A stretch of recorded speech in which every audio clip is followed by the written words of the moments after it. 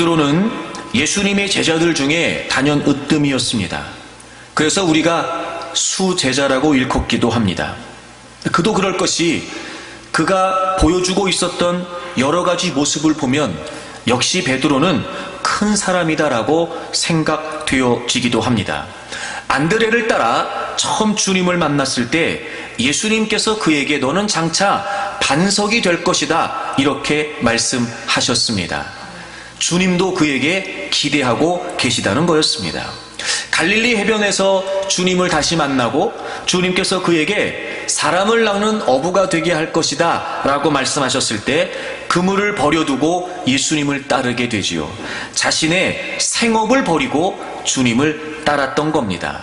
그만큼 자신의 삶을 던지고 주님을 따를 만큼 그는 주님을 신뢰하는 모습을 보이기도 했습니다.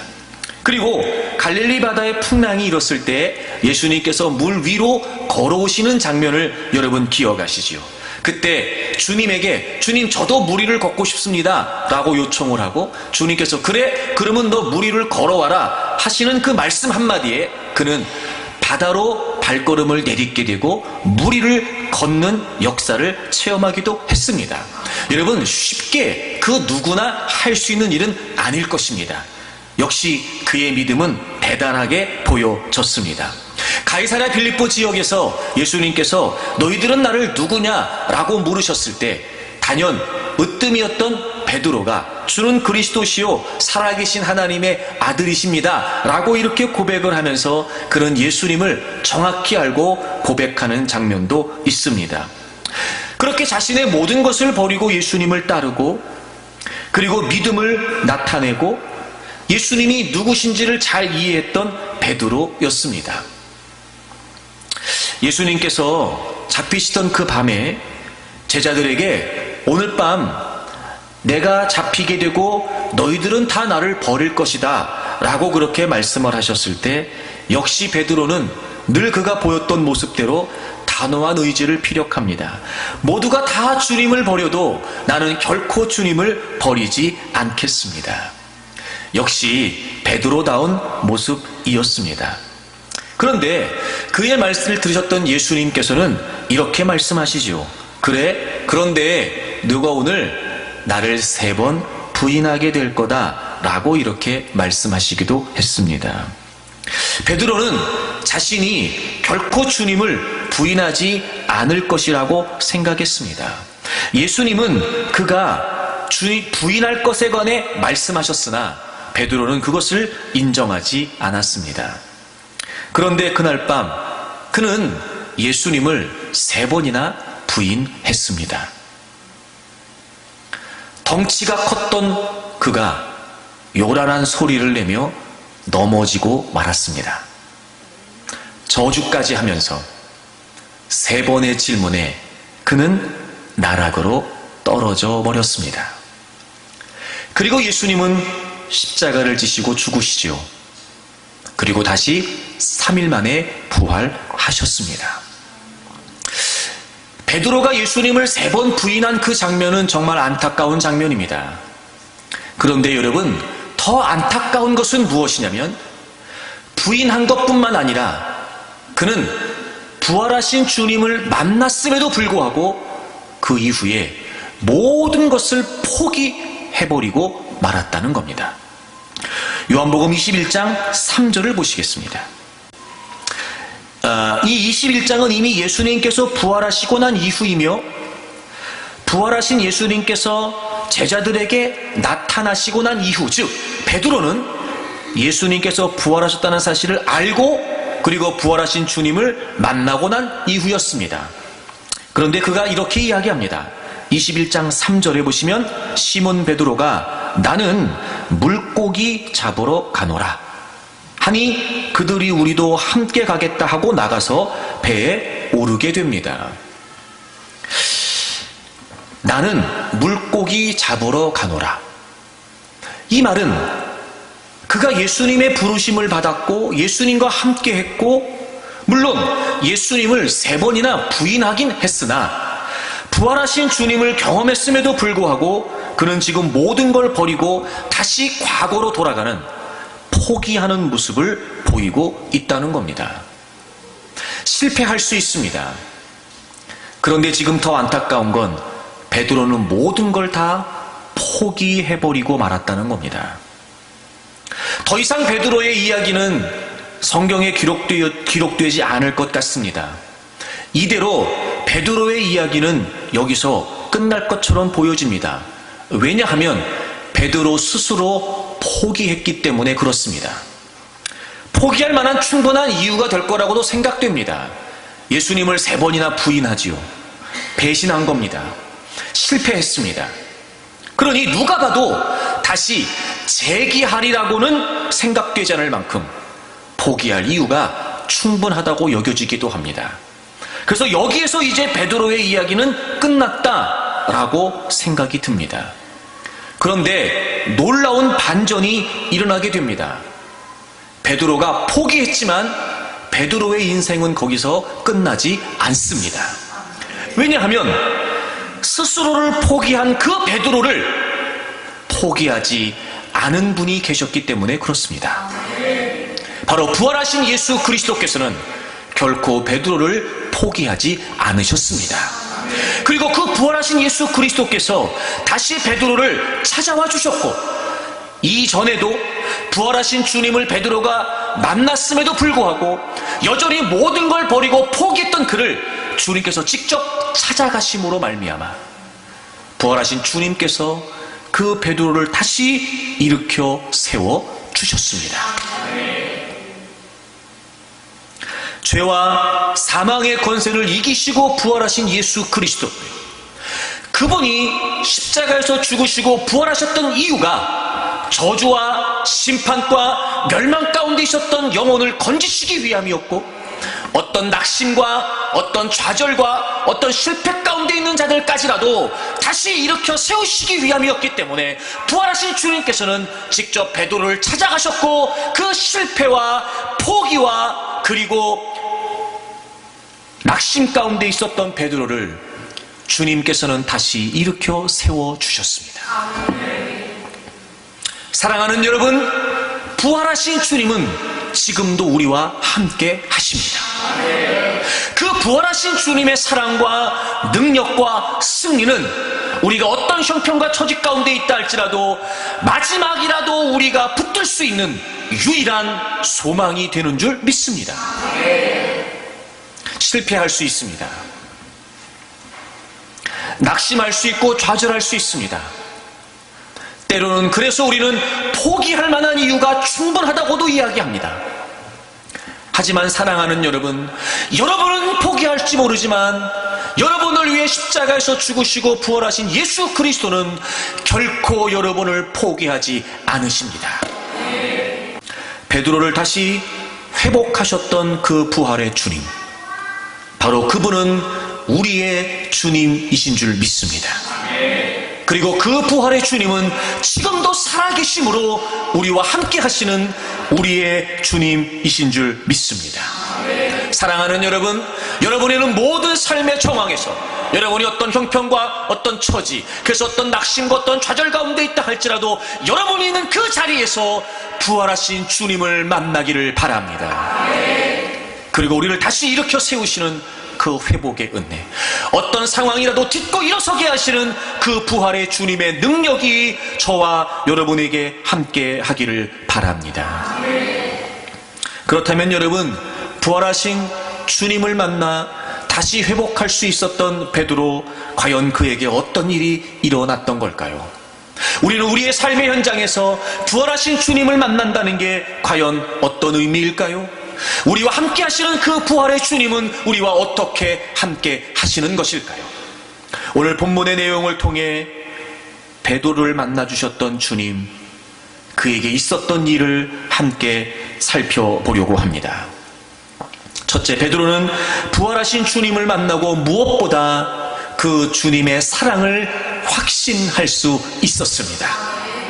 여러분, 그렇습니다. 여러분이 어느 자리에 있든지 간에 여러분을 위해 죽으시고 부활하신 그 예수 그리스도, 그분이 여러분을 변함없이 사랑하고 있다는 사실을 확신할 수 있기를 바랍니다.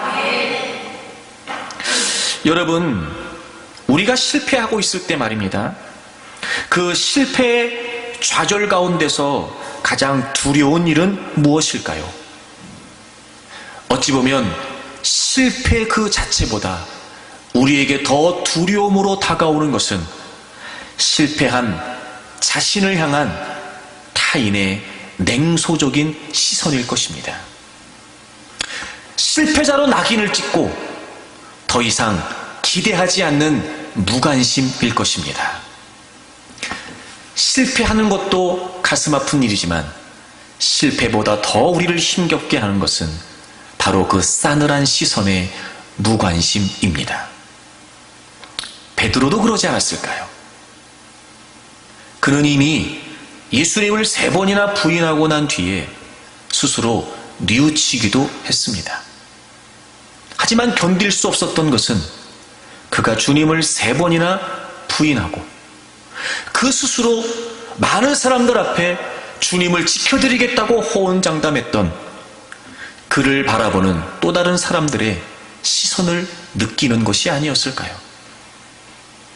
어쩌면 그렇게 처절하게 무너져버린 자신의 모습을 스스로 생각할 때마다 주님은 나를 어떻게 보실까? 아마 주님도 이제는 나를 보고 싶어 하지 않으실 거야. 어쩌면 주님도 자신을 버렸다고 생각하지 않을까요? 그래서 그는 지금 모든 걸 다 포기한 채 다시 과거로 돌아와 갈릴리에서 지금 고기를 잡고 있는지도 모르죠. 그런데 모두가 다 베드로에게 등을 돌리고 있었을지 모르지만 부활하신 예수 그리스도께서는 여전히 베드로를 주목하고 계셨습니다. 자, 여러분 요한복음 21장을 보게 되면은요, 주님이 베드로를 여전히 사랑하고 계시다는 걸요, 너무 세밀하게 보여주세요. 너무 세밀하게. 자, 먼저 아까 우리가 3절을 살폈지요. 나는 이제 물고기나 잡으러 가야겠다.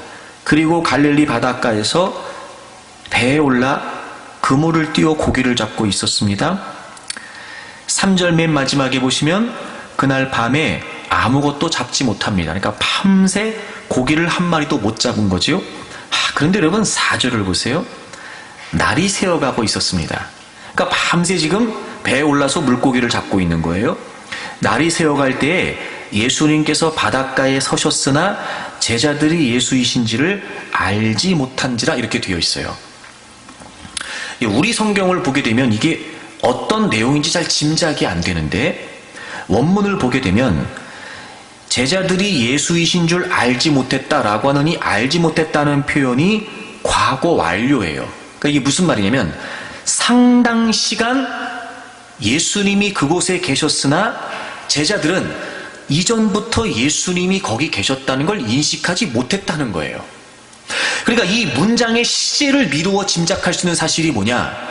어쩌면 예수님은 이미 그들이 고기를 잡으러 나갈 때부터 그곳에 계셨고 그들이 밤새 고기를 잡지 못하는 모습을 보고 계셨으며 날이 셀 때까지 그곳에 서 계셨으나 제자들은 예수님이 거기 계셨다는 걸 이전부터 알고 있지 못했다는 거예요. 그러니까 날이 새가는 그 시점에 예수님이 거기 계셨다는 이야기가 아니라 언제부터인지는 모르지만 그 이전부터 예수님은 거기 계셨고 단지 그 이전부터 그곳에 계셨던 예수님을 제자들이 알아채지 못했다는 의미입니다. 여러분 보세요. 베드로는 모든 걸 다 포기한 채 난 고기나 잡으러 가야 되겠다 라고 그렇게 갈릴리 바닷가에 있었어요. 누가 그에게 관심을 가질까? 누군들 그를 따뜻한 시선으로 바라봐 줄까? 이미 예수님을 3번이나 부인하고 배신하여 모든 걸 포기하고 바닷가에 있는 그를 누가 관심 있게 바라볼까? 예수님은 달랐습니다. 주님은요, 그를 지금 보고 계시는 겁니다. 날이 새어가도록 한 마리의 고기도 잡지 못하고 있었던 그를 그 바닷가에 서서 바라보고 계시는 분, 그분이 바로 부활하신 주님이셨습니다. 그리고 밤이 새도록 고기를 못 잡았잖아요. 그들은 예수님이신 줄을 몰랐어요. 예수님이 먼저 그들에게 말을 거세요. 5절을 보겠습니다. 예수께서 이르시되 얘들아 너희에게 고기가 있느냐. 얘들아 이렇게 부르세요. 자, 지금 예수님은 베드로는 주님을 3번이나 부인하고 저주까지 했어요. 제자들은 예수님이 잡히셨을 때 다 여러분 도망가 버리고 말았어요. 쉽게 말해 지금 주님 입장에서 보면 거기에서 지금 고기 잡고 있는 그놈들은 왼수입니다. 왼수. 그렇게 주님이 능력을 행하고 기적을 행할 때는 예수님의 제자라고 거들먹대면서 그 옆에 바싹 붙어 여러분 자신들이 뭐라도 된 듯이 그렇게 많은 사람들의 부러움을 샀을지 모르지만 정작 예수님의 곁을 지켜야 됐던 그때는 아무도 제자들은 예수님 곁에 있지 않았단 말이에요. 다 예수님을 버리고 도망쳤습니다. 수제했던 베드로는 예수님을 3번이나 부인해버렸어요. 지금 그들이 거기서 고기를 잡고 있습니다. 밤새 고기를 못 잡았습니다. 여러분 이 상황에 우리가 예수님 같았으면 말이 편하게 나가겠습니까? 여기서 주님께서 그들에게 얘들아 라고 부르신 이 호칭은 영어 성경을 보면 friends 이렇게 되어 있어요. friends. 그리고 이 표현은 부모가 자녀를 아주 사랑스러운 자녀들을 애정 어리게 부르는 따뜻한 호칭이에요. 호칭. 애칭.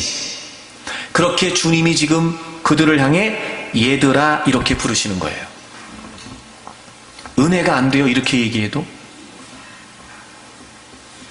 그러니까 이미 지금 주님은 그들을 바라보시는 시선이, 그들을 대하시는 마음이, 또 그들을 부르는 호칭이 이미도 나는 여전히 너희들을 사랑한다 라는 표현을 하고 계신 거예요. 얘들아 이렇게 부르십니다. 퉁명스럽게 부르신 게 아니었습니다. 그들을 나무라듯이 부르신 것이 아니었습니다. 밤새도록 고기를 못 잡은 그들이 쌤통이다 이렇게 부르신 게 아니었다고요. 아주 따뜻하게 애칭으로 얘들아, friends, 친구들아 이렇게 부르셨단 말이에요.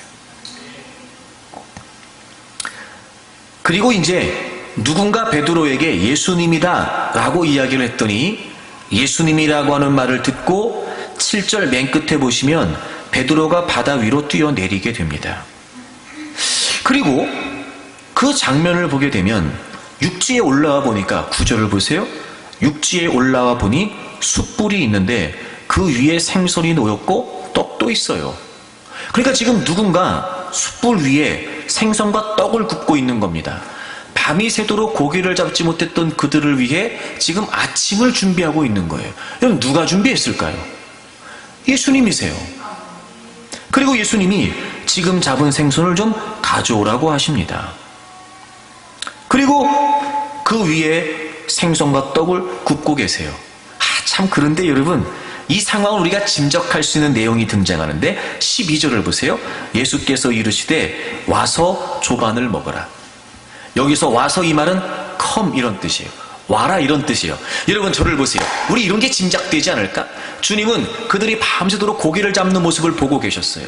얼마나 여러분 그들이 허기가 졌을까? 그 주님은 그들을 위해 숯불을 펴놓고 떡과 생선을 굽고 계셨어요. 그들을 위해 지금 아침 식사를 준비하고 계셨단 말이에요. 누군가 베드로에게 예수님이야 라고 이야기합니다. 베드로는 일단 반가웠겠지요. 그리고 바다를 뛰어내려 육지로 갔습니다. 주님이 거기 계십니다. 숯불이 피워져 있고 떡과 생선이 구워지고 있습니다. 그런데 쉽게 주님께 다가가지 못하는 겁니다. 베드로도 제자들도 머뭇거리고 있었던 겁니다. 주님이 그들의 그 상태와 마음을 아셨던 겁니다.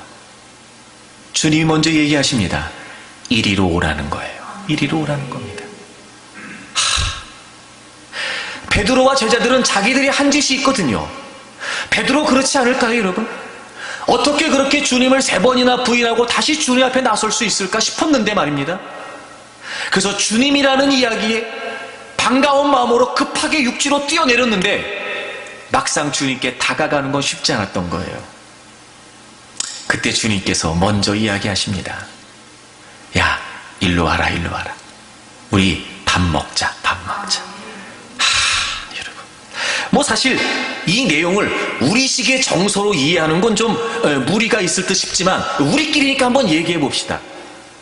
여러분, 사실 우리가 어릴 때부터 뭘 잘못하면 부모님들한테 혼나고 눈치 보고 막 제대로 모두 못하고 막 이럴 때 그 모든 문제가 단번에 해결됐다는 암시가 뭐냐면 일로 와, 밥 먹자, 밥 먹자. 이거예요, 여러분, 이거. 사실 여러분, 애들이 뭘 잘못해가지고 꼴도 보기 싫으면요, 밥 차려주고 그냥 들어가 버리면 그만이지 와서 밥 먹자 이 얘기 안 합니다. 근데 이미 벌써 엄마 마음이 풀어졌어. 엄마 마음이 풀어졌어. 에휴, 자식 참, 에휴. 그러면 여러분, 애가 들어와서 여러분 막 그렇게 쭈삣거리고 머뭇거릴 때 한마디 끝납니다. 밥 먹자, 밥 먹자. 주님은 다른 말씀 안 하셨어요. 주님이신 것을 확인했으나 지금 주님께 다가오지 못하고 머뭇거리고 있었던 그들을 향해 일로 오라는 거예요. 그리고 밥 먹자 얘기하신 거예요. 여러분, 이 상황도 말입니다. 이게 좀 우스갯소리 같지만 주님이 이랬다고 한번 생각해 봅시다. 야, 와서 밥 먹자. 일단 밥부터 먹고 얘기하자. 이랬으면 여러분, 이 상황에 밥이 넘어가겠습니까? 주님은 아무 얘기 안 하셨어요. 일로 와, 일로 와. 밥 먹자, 밥 먹자. 그리고 허기졌던 그들이 밥을 먹습니다. 그리고 이제 우리가 오늘 본문 읽은 15절부터의 내용이 등장하지요. 이 15절부터의 내용은 지금까지 주님께서 그들에게 여전히 애정을 갖고 계시다는 표현보다는 더 깊고 그리고 더 분명하게 예수님께서 베드로에게 사랑을 확신시켜 주시는 내용을 담고 있습니다. 먼저 주님이 그를 부르십니다. 요한의 아들 시몬아. 처음에 이 호칭을 봤을 때 저는 살짝 오해를 했습니다. 베드로라고 부르지 않고 요한의 아들 시몬아 이렇게 부르신 겁니다. 여러분, 왜 주님께서 베드로라고 부르지 않고 요한의 아들 시몬이라고 부르셨을까? 자, 그러면 일단 시몬과 베드로를 우리가 이해할 필요가 있는데, 자, 요한복음 1장을 한번 가보세요. 42절을 보겠습니다. 안드레가 베드로를 데리고 예수님께로 가게 되고, 이 장면이 베드로가 예수님을 처음 만나는 장면이거든요. 42절 보세요. 데리고 예수께로 오니 예수께서 보시고 이르시되 내가 요한의 아들 시몬이니 장차 게바라 하리라. 그러니까 원래 베드로는 베드로가 아니었어요. 요한의 아들이었고 그의 이름은 시몬이었습니다. 근데 예수님께서 그를 처음 만나는 장면에서 시몬아, 너는 장차 게바라 할 거야. 이 게바라고 하는 말이 반석이라는 뜻이에요. 이 반석이라고 하는 말이 바로 베드로라고 하는 이름입니다. 게바는 바로 바위, 반석이라는 뜻이고 그 말이 베드로라는 의미였어요. 베드로라는 말이었어요. 그러니까 이 게바, 즉 베드로라고 하는 이 이름은 예수님께서 베드로에게 붙여주신 이름이었어요. 베드로의 원래 히브리 이름은 시몬이죠. 근데 예수님께서 그를 만나시고 너를 장차 게바라 할 거야, 베드로라고 할 거야. 예수님이 그에게 그 이름을 붙여주신 거예요. 근데 지금 베드로가 예수님을 3번 부인하고 부활하신 주님께서 그를 만나시는 장면에서 그를 부를 때 베드로라고 부르지 않고 요한의 아들 시몬이라고 불러요. 자, 그러면 이 말이 그럼 너는 더 이상 이제 베드로가 아니야. 너는 반석이 될 자격이 없어. 이런 의미일까? 이 요한복음 21장 전체 내용을 생각해보면 그 뜻은 아니에요. 그럼 왜 주님께서 베드로를 베드로라고 부르지 않고 요한의 아들 시몬이라고 부르셨을까요? 다시 처음으로 돌아가자는 거예요. 내가 너를 처음 만났을 그때 기억하냐? 내가 너를 바위가 될 거라고, 반석이 될 거라고 너에게 비전을 줬던 그때를 기억하냐? 너 그때 떠올려봐라. 그때 떠올려봐라. 그때 베드로는 아무것도 아니었습니다. 그저 갈릴리 바닷가에서 고기를 잡는 어부에 불과했었지요. 그가 주님의 제자가 됐다. 그가 주님 앞에 반석으로 기대를 받는다. 그가 주님의 수제자가 전혀 상상하지 못했던 때. 그런데 예수님이 그를 처음 만나시면서 시몬에게 넌 장차 게바가 될 거야. 반석이 될 거야. 그에게 베드로라고 하는 이름을 붙여주신 겁니다. 너 내가 처음 비전을 줄 때, 너 우리 처음 만났을 때 기억하냐? 바로 그때 베드로를 부르셨던 그 호칭으로 부르시는 거예요. 요한의 아들 시몬아. 주님은 베드로를 찾아오셔서 그를 회복하시려고 하는 의도를 갖고 계셨던 거예요. 그리고 그에게 연거푸 3번을 물으시죠. 네가 나를 사랑하느냐? 일단 3번을 연거푸 물으셨다는 건 주님이 지금 확인하고 싶으신 겁니다. 연거푸 3번을 물으셨습니다. 내가 나를 사랑하느냐? 내가 나를 사랑하느냐? 내가 나를 사랑하느냐? 여러분, 이렇게 3번 주님이 그에게 물으셨을 때 베드로의 심정은 어땠을까요? 아마 그가 주님을 3번 부인했던 실패가 떠올랐을 겁니다. 그날 밤 여종으로부터 들었던 3번의 질문이 떠올랐을 수도 있습니다. 그날 밤 자신이 흘렸던 눈물이 기억나기도 했을 겁니다. 그리고 자기가 얼마나 큰 소리를 내면서 요란스럽게 넘어졌는지도 떠올렸을 수도 있을 겁니다.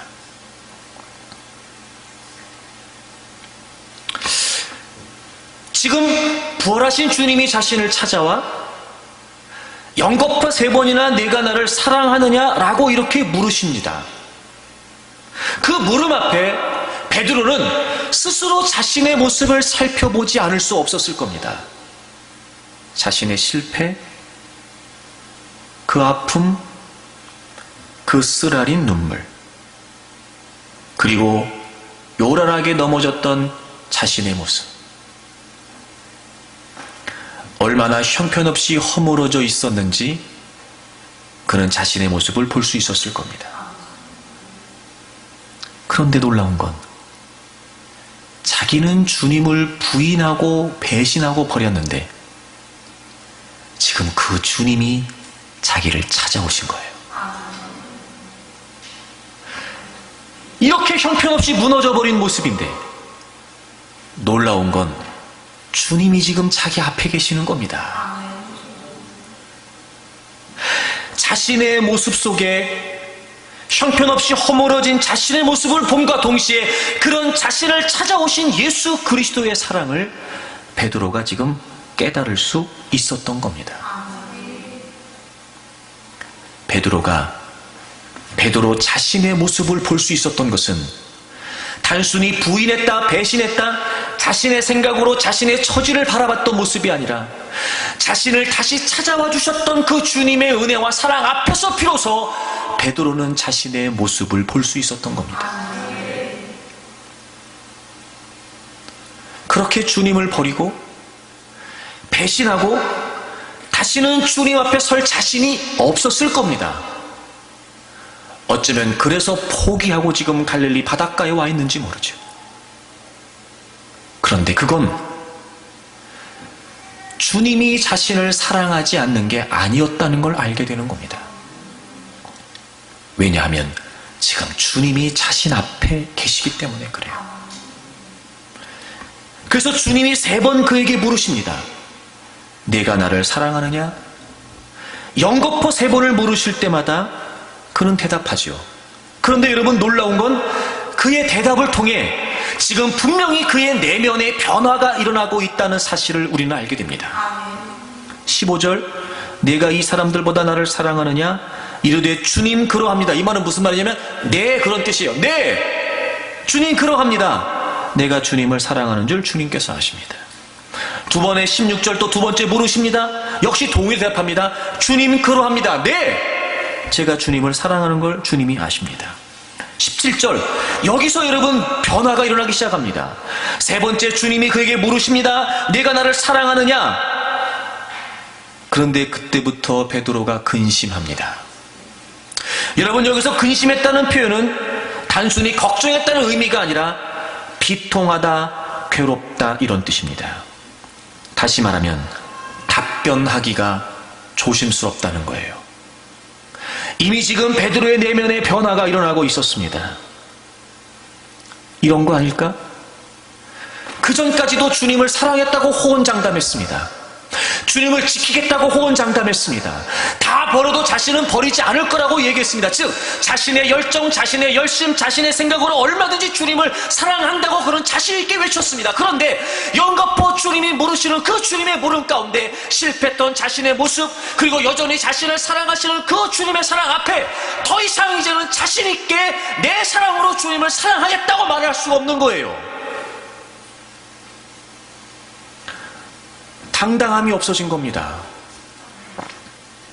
자신감이 없어진 거예요. 주님을 사랑하지 않는 건 아닙니다. 그런데 더 이상 네!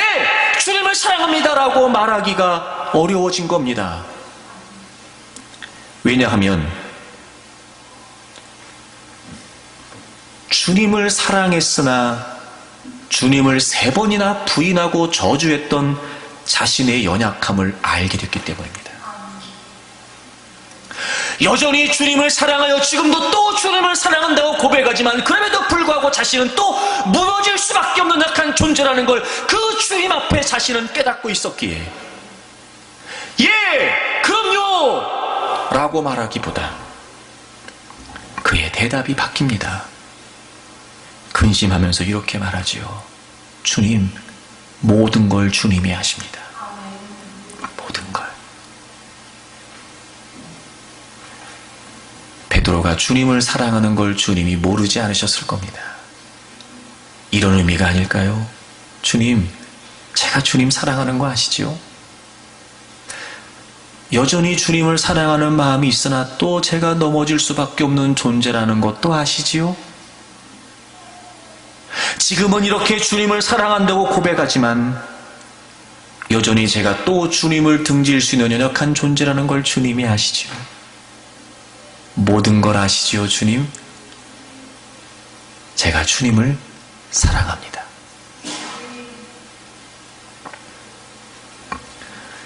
단순한 뉘우침이 아니라 그는 주님을 등졌던 모습을 진정으로 회개할 수 있었고 여전히 주님에 대한 사랑이 변함없다는 사실을 과거와 같이 당당하게 표현했던 것이 아니라 자신의 연약함을 인정하고 조심스럽게 주님께 고백하고 있는 거예요.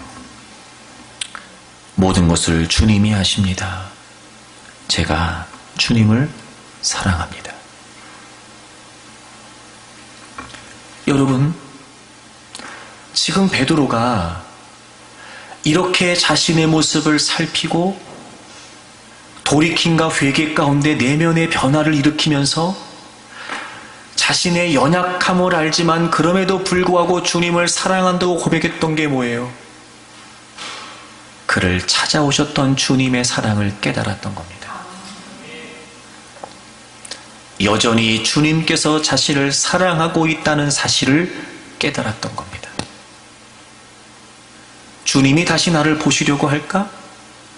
이젠 주님이 나를 버려도 나는 할 말이 없는 존재인데 그럼에도 불구하고 지금 주님이 다시 그를 찾아오셔서 여전히 그를 사랑하고 계심을 보여주셨습니다. 주님이 베드로를 사랑하지 않으셔서가 아니라 오히려 베드로에게 3번씩 너가 나를 사랑하냐고 물으셨던 것은 나는 아직 너를 사랑하는데 나는 여전히 너를 사랑하거든 너는 어떤 거냐? 라고 물으시는 거였어요.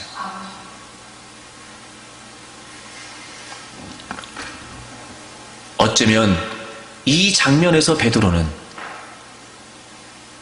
이미도 예수님께서 자신에게 너는 나를 3번이나 부인할 거다 라고 말씀하셨고, 그리고 그 얘기를 베드로에게 하셨다는 건 주님은 베드로가 3번이나 주님을 부인할 것에 관해 이미 알고 계셨다는 거죠. 그런데 그 주님은 자신을 3번이나 배신할 베드로를 위해 십자가로 가고 계셨습니다. 이 부활하신 주님이 다시 찾아오셔서 자신을 만나주시고 자신에게 내가 나를 사랑하느냐라고 물으시는 이 물음 가운데 베드로는 그 모든 주님의 사랑을 깨닫게 된 겁니다. 이런 거 아닐까? 주님, 전처럼 제가 자신 있게 주장은 못하겠습니다. 그런데 주님이 저를 이렇게까지 사랑하시는 사랑이라면 제가 그 사랑에 의지하여 주님을 사랑한다고 고백하고 싶습니다. 제가 다시 넘어져도 주님은 저를 사랑하실 것이지요. 그런 주님의 사랑이 분명하기에 제가 조심스럽게 주님께 고백할 수 있습니다.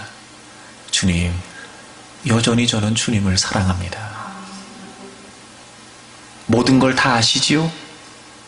주님, 저는 주님을 사랑합니다. 지금 주님은 베드로를 사랑한다는 걸 보여주고 계신 것이고, 지금 베드로 역시 주님을 사랑하고 있다는 걸 고백하고 있는 겁니다. 그렇게 베드로는 절망과 포기의 자리에서 회복할 수 있었습니다. 사랑하는 여러분, 부활하신 주님이 우리와 함께 하십니다. 그 주님의 사랑을 확신하십시오. 한 번도 우리를 버리신 적이 없습니다. 한 번도 우리를 외면하신 적이 없습니다. 우리는 주님을 등지고 있었을지 모르지만 결코 주님은 우리를 향하신 따스한 시선을 멈추신 적이 없습니다. 그분의 애정어린 눈빛, 우리를 부르시는 따뜻한 부르심, 그리고 여전히 우리를 사랑하시는 그 어떤 허물과 어떤 실패와 그리고 어떤 낙심의 자리에 있는 우리라 할지라도 그 한량없는 은혜의 품으로 우리를 안아주셨던 그 사랑은 변함이 없었습니다. 중요한 건 그분의 사랑이 우리에게 먼저 전해졌다는 사실을 깨닫는 겁니다. 우리는 우리의 열정으로, 우리의 열심으로, 우리의 사랑으로 주님을 사랑할 수 없습니다. 왜냐하면 우리가 먼저 하나님을 사랑하는 것이 아니라 하나님께서 우리를 먼저 사랑하셨기 때문에 그렇습니다. 요한일서 4장을 찾겠습니다. 요한일서 4장 10절을 보겠습니다. 사랑은 여기 있으니, 제가 이 표현 설명드렸지요? This is love. 이것이 사랑입니다. 사랑은 여기 있으니, 즉 이것이 사랑입니다 라고 선언합니다. 사랑은 뭐냐? 우리가 하나님을 사랑한 것이 아니요, 하나님이 우리를 사랑하신 것입니다. 여러분, 사랑의 시작은 우리가 아니라 하나님이셨습니다. 다시 말해, 사랑이 되려면 하나님께서 우리에게 먼저 베푸신 사랑이 분명해야, 그 사랑을 깨달아야, 그 사랑을 확신해야 우리도 사랑할 수 있습니다. 그러므로 우리가 하나님을 사랑한다는 건 우리의 열심이나 우리의 열정으로 가능한 일이 아니었습니다. 반드시 하나님께서 우리에게 베풀으신 그 사랑을 의존하여, 하나님께서 우리에게 먼저 행해주신 그 사랑에 의하여, 그 사랑에 기대어 우리는 하나님을 사랑할 수 있습니다. 그 사랑은 이런 사랑이었습니다. 우리를 사랑하사 우리 죄를 속하기 위하여 화목제물로 그 아들을 보내셨습니다. 여러분, 성경은 분명히 우리에게 알려주고 있습니다. 우리를 향하시는 변함없는 하나님의 사랑은 다른 데 있지 않습니다. 바로 예수 그리스도를 우리의 모든 죄를 위해 화목제물로 내어주신 겁니다. 구절은 이렇게 설명하고 있습니다. 하나님의 사랑이 우리에게 이렇게 나타난 바 되었으니, 이렇게 나타났답니다. 하나님의 사랑이, 하나님이 자기의 독생자를 세상에 보내심은 그로 말미암아 우리를 살리려 하십니다. 여러분, 하나님의 사랑은 다른 데 있지 않았습니다. 바로 하나밖에 없는 아들 그 예수 그리스도를 우리의 모든 우리 죄를 위해 그분을 십자가에서 죽이신 겁니다. 여러분, 그 어떤 실패의 자리, 그 어떤 좌절의 자리, 그 어떤 포기의 자리에서도 우리가 다시 일어날 수 있는, 다시 회복할 수 있는 진정한 은혜는 바로 그 예수 그리스도의 십자가, 나를 위해 죽으시고 부활하신 그 예수 그리스도의 십자가만이 우리를 향하신 분명한 하나님의 사랑을 확신할 수 있는 은혜임을 잊지 마십시오. 그리고 속지 마십시오. 다른 것에서 하나님의 사랑을 확인하려고 하지 마십시오. 다른 것으로 하나님의 사랑을 확신하려고 하지 마십시오. 예수 그리스도의 십자가, 나를 위해 기꺼이, 나를 사랑하시고 나를 살려주시기 위해 기꺼이 그 아들 예수를 화목제물 삼으셨던 바로 그 예수 그리스도의 십자가, 그 자리가 바로 우리를 향하신 하나님의 사랑을 확신할 수 있는 유일한 자리임을 잊지 마십시오. 그 사랑은 아주 중요한 의미에서 두 가지 속성을 갖습니다. 첫째는 무조건적인 사랑이었습니다. 여러분, 로마서 5장을 찾겠습니다. 로마서 5장을 보시면 5절에 소망이 우리를 부끄럽게 하지 아니함은, 즉 우리의 소망이 헛되지 않다, 이런 뜻입니다. 우리에게 주신 성령으로 말미암아 하나님의 사랑이 우리 마음에 부은 바 됨이니. 여러분, 우리가 소망을 가질 수 있는 건, 즉 우리가 헛되지 않는 소망을 갖는 게 뭐냐면 우리에게 주신 성령으로 말미암아. 그러니까 다시 말하면 5장 1절에 보세요. 그러므로 우리가 믿음으로 의롭다 하심을 받았으니 우리 주 예수 그리스도로 말미암아 하나님과 화평을 누리자. 여러분, 예수 그리스도로 말미암아 우리가 믿음으로 의롭다 하심을 받았습니다. 그리고 이제 우리 안에 성령 하나님이 거하시죠. 그래서 그 성령으로 말미암아 하나님의 사랑이 우리 마음에 어떻게 됐냐면 부은 바 되었다는 거예요. 부은 바 되었다. 여러분, 하나님의 사랑이 쏟아졌다. 하나님의 사랑이 우리에게 정말 부어지게 되었다, 이런 의미를 갖습니다. 그런데 그 사랑이 우리에게 부어졌는데 말입니다, 놀라운 건 6절을 보세요. 우리가 아직 연약할 때에. 여기서 연약하다라고 하는 말은 전적인 무능, 전적인 타락을 말합니다. 우리는 하나님 앞에 아무것도 할 수 없는 존재이죠. 우리는 하나님 앞에 정말 더럽고 추악한, 거룩하신 하나님 앞에 전적으로 타락한 존재라는 의미예요. 그게 연약하다는 말이에요. 연약할 때. 그리고 그 뒤에 보시면 경건하지 않은 자를 위해. 우린 경건하지 않았습니다. 더러워졌다고요. 부정했다고요, 여러분. 뿐만 아니라 8절을 보십시오. 우리가 아직 죄인 되었을 때에. 10절, 곧 우리가 원수 되었을 때에. 여러분, 하나님의 사랑을 받기 이전에 우리의 모습이 어땠냐면 연약할 때, 경건하지 않을 때, 죄인이었을 때, 하나님과 원수가 되었을 때. 다시 말하면 우리가 하나님을 사랑하지 않았단 말이에요. 게다가 우리는 그 어떤 것도 받을 수 있는 자격이 없는 존재였어요. 그런데 하나님이 우리를 어떻게 하신 거예요? 사랑하신 거예요. 보통 여러분, 우리가 세상에서 사랑이라고 말하면 주고받는 게 있어요. 사랑이죠. 여러분, 나를 사랑하지 않는 사람을, 나를 미워하는 사람을 사랑한다는 게 쉽겠습니까? 아마 세상에 그런 사랑은 없을걸요. 그런데 하나님은 우리가 연약할 때, 경건하지 않을 때, 죄인이었을 때, 하나님과 원수되었을 때, 하나님의 생명에서 떠나 있었을 때, 하나님을 인정하지 않고 하나님을 믿지도 않고, 여러분, 하나님과 반대되는 길을 걷고 있었을 때, 아무런 자격이 없었을 때 하나님이 우리를 사랑하셨어요. 무조건적으로 사랑하신 겁니다. 무조건적으로. 우리는 도무지 사랑을 받을 수 있는 자격이 없었단 말이에요. 그런데 하나님이 우리를 사랑하셨어요. 또 하나, 그분의 사랑은 무조건적인 사랑이었고 동시에 희생적인 사랑이었습니다. 우리는 사랑인데 하나님 입장에서는 희생이었다고요.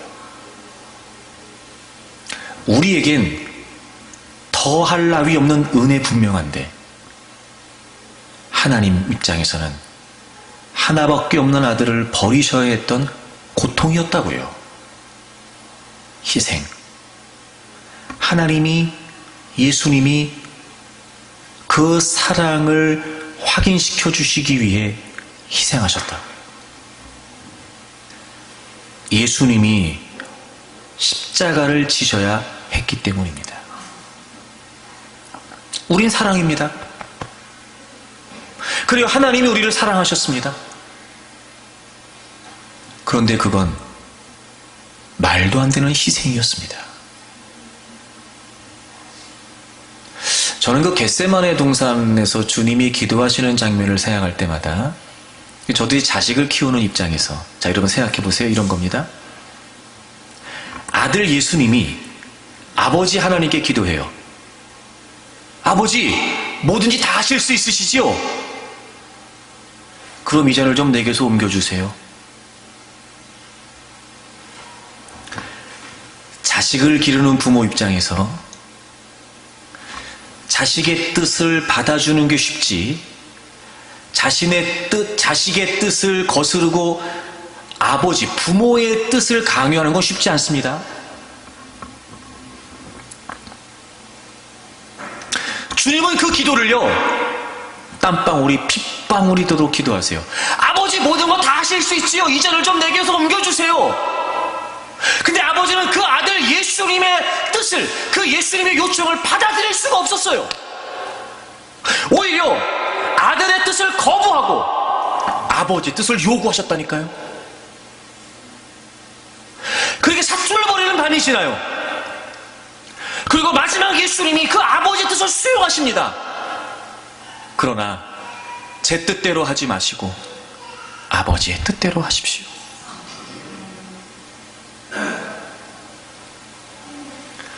예수님이 십자가를 지실 때 그냥 지신 게 아니었잖아요, 여러분. 조롱을 당하고 희롱을 당하고 모욕을 당합니다. 어느 부모가 자기 자식이 아무런 죄도 없이 모욕을 당하고 희롱을 당하고 조롱을 당하는 그 장면을 참을 수 있겠습니까?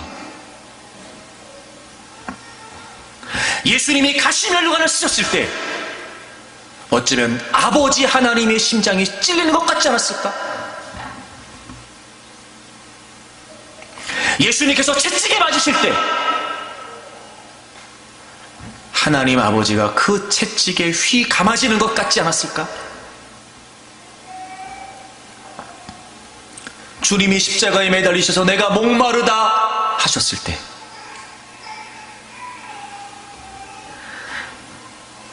우리의 눈을 만드신 하나님께서 아들 예수 그리스도께서 헐떡거리는 모습을 보셨을 거라고요. 나의 아버지 나의 하나님 어찌 나를 버리십니까? 라고 그렇게 절규하셨을 때 우리의 귀를 만드신 하나님 아버지께서는 그 아들 예수 그리스도의 마지막 절규를 들으셨을 거라고요. 하지만 하나님은 그 고통을 허용하실 수밖에 없었단 말이에요. 왜요? 우리를 사랑하셨어요.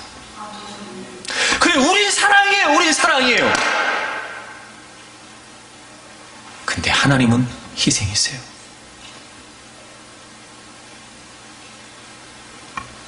무조건적인 모든 걸 다 내어주신 그 희생, 그게 바로 저와 여러분을 향하신 하나님의 사랑이라고요. 그 덕에 우리는 완벽한 저주와 완벽한 절망에서부터 구원을 얻습니다. 그 덕에 우리는 모든 실패로부터 다시 일어설 수 있게 되었고, 그 사랑 때문에 우리는 모든 아픔과 그리고 모든 좌절로부터 희망을 갖게 되었습니다. 그 사랑 때문에